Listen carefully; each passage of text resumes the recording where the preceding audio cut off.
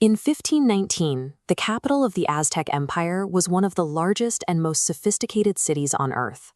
As European explorers arrived in central Mexico, they found a thriving metropolis of tens of thousands that rivaled anything back home. This 16th century map illustrates the geography of Tenochtitlan. It was an island fortress constructed directly in the middle of a vast lake system, anchored to the mainland by a network of massive causeways. To feed a dense urban population in this aquatic environment, the Aztecs engineered Chinampas. These were artificial farming plots built up from the lakebed, placing crops directly adjacent to the nutrient-rich canal waters. This polyculture system was highly efficient. The constant water supply and rich sediment allowed farmers to pull up to 7 harvests a year from a single plot.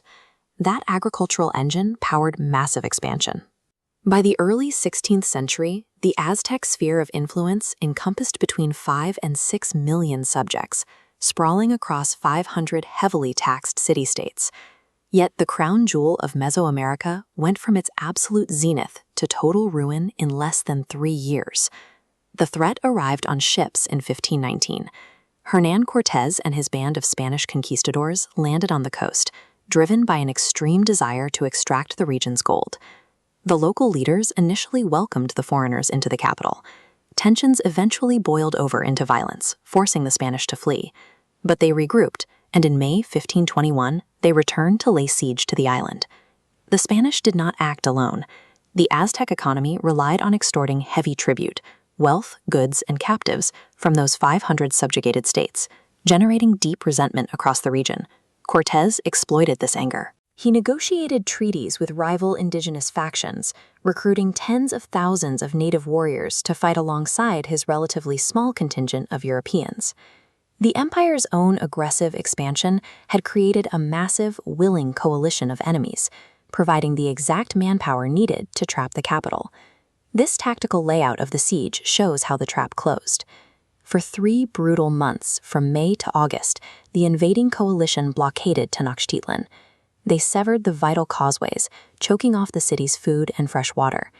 Using their indigenous alliances to hold the perimeter, the Spanish employed steel weapons and cannons to systematically dismantle the city's defenses block by block. But the deadliest weapon breached the city walls invisibly. The Europeans brought with them evolutionarily novel diseases.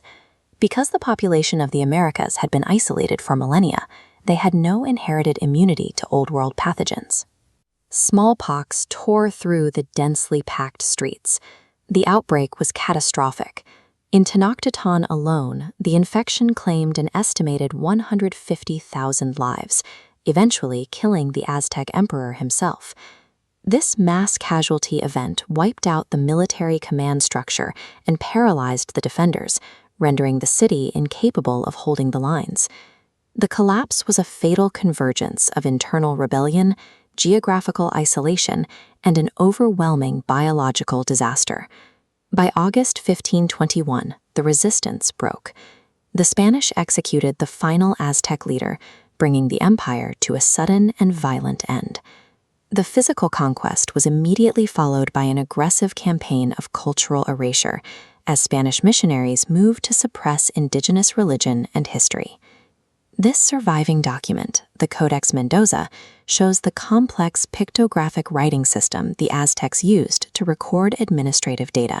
European colonizers burned the vast majority of these folding books, incinerating centuries of socioeconomic intelligence, leaving only a handful of codices to document their civilization. The conquerors paved over the ruins of Tenochtitlan, using the rubble of the Great Temples as the physical foundation for modern-day Mexico City. Yet the culture was never fully eradicated. The descendants of the Aztecs preserved their heritage by blending it into their new reality.